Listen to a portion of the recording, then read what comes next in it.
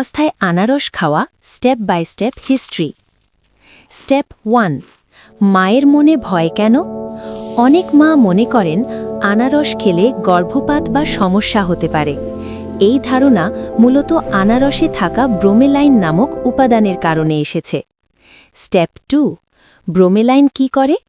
Bromelain বেশি পরিমাণে গ্রহণ করলে জরায়ু কিছুটা নরম হওয়ার সম্ভাবনা থাকে, তবে স্বাভাবিক পরিমাণ আনারস খেলে এই ঝুঁকি খুবই কম।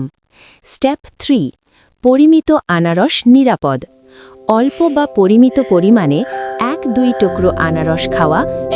স্টেপ 4, আনারসের উপকারিতা। ভিটামিন সি রোগ প্রতিরোধ ক্ষমতা বাড়ায়, শরীর সতেজ রাখে, হজম শক্তি উন্নত করে, কোষ্ঠকাঠিন্য কমাতে সাহায্য করে। স্টেপ 5, কখন সতর্কতা? নতুন খাবার নিয়মিত খাওয়ার আগে ডাক্তারের পরামর্শ